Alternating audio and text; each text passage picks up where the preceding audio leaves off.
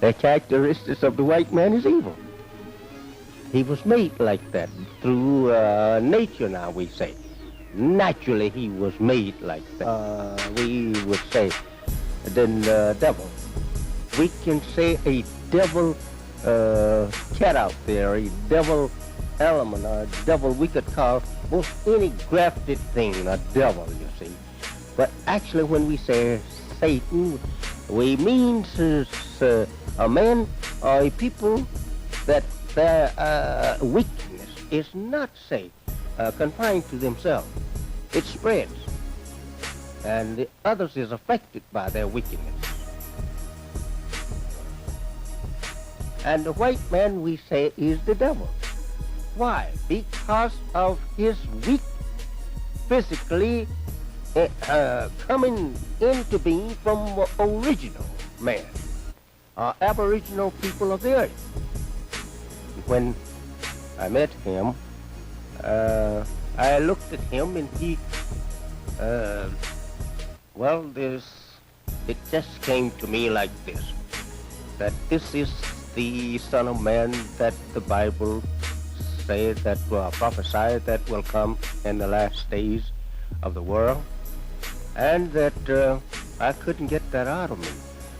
And I shook hands with him and I said to him, I say, you are the one that the Bible prophesies that will come at the end of the world under the name Son of Man and under the name the second coming of Jesus. And so he looked at me a little stern, and then he smiled and he put his head down to my beside my head and whispered in my ear and said these words. He said, yes, I am the one, but who knows that? But yourself. And be quiet.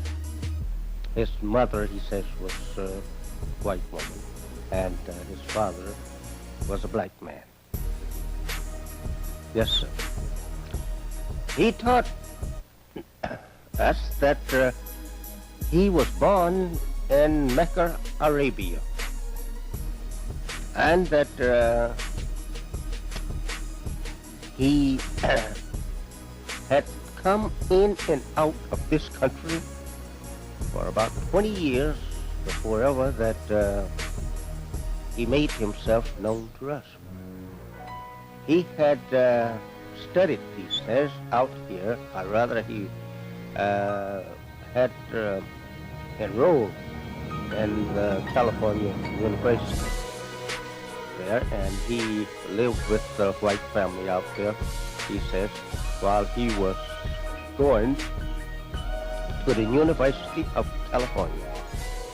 How long he went to this university, I don't know, but he says to me that he did go to this university and enroll there.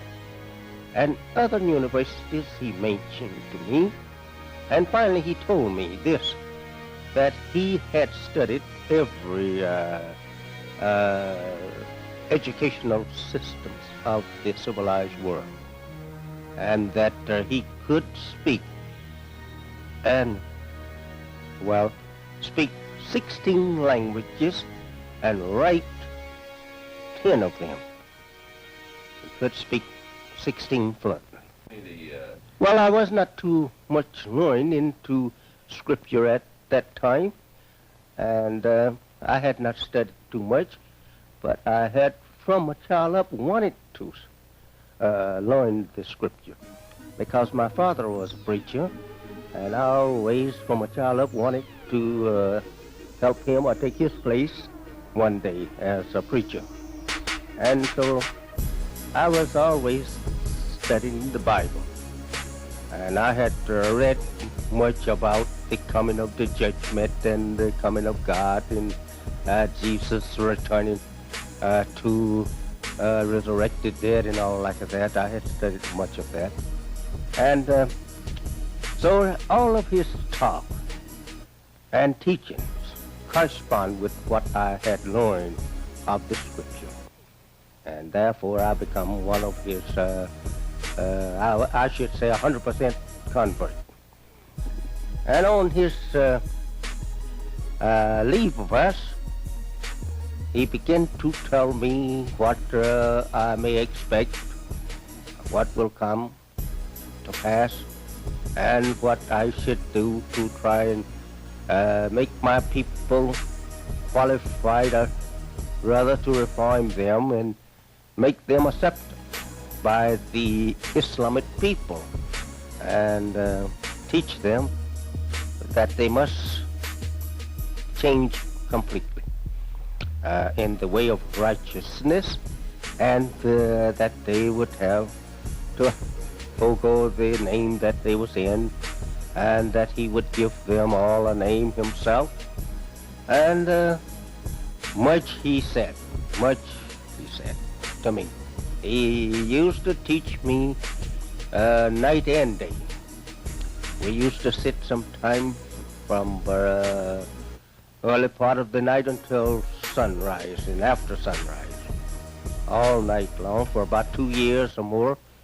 He was with us 3 years, a little better, and I was constantly around him, and he was constantly teaching me of things of Islam and what is to come and what was before.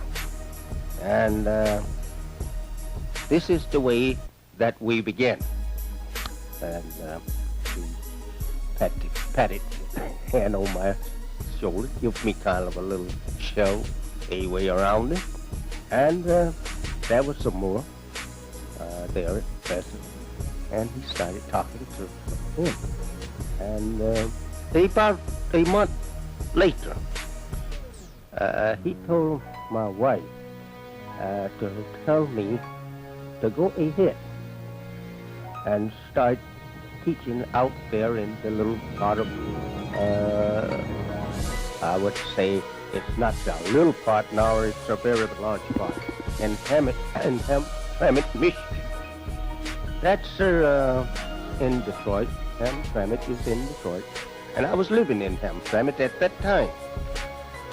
So he says to my wife, you tell him that he can go ahead, because I had wrote him. And he received my letter. And I was telling him what I could not tell him there in the public.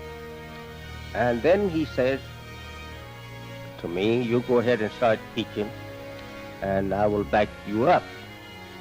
And I started teaching that he was the answer to the prophecy of the coming of Jesus 2,000 years after Jesus' birth, and that this is the man at that time. And so I did begin teaching that but the Son of Man, the second coming of Jesus is present. This is him now, here among us. But he didn't allow me to go too far with that kind of teachings while he was present. He told me, he said, you can do that after I'm gone. He said, don't talk too much about me. He says, no, he says, give them a little milk. That's the way he talked all the time. And he never would say anything, hardly just direct. He would give it to you in a way that you would have to learn just exactly what he meant by what he said. And so he says, you cannot give babies meat. And I understood what he was referring to. And so he said, give little baby milk. He said, when I'm gone, he said, then you can say whatever you want to about me. And that was about it. And he named all of my family Muhammad.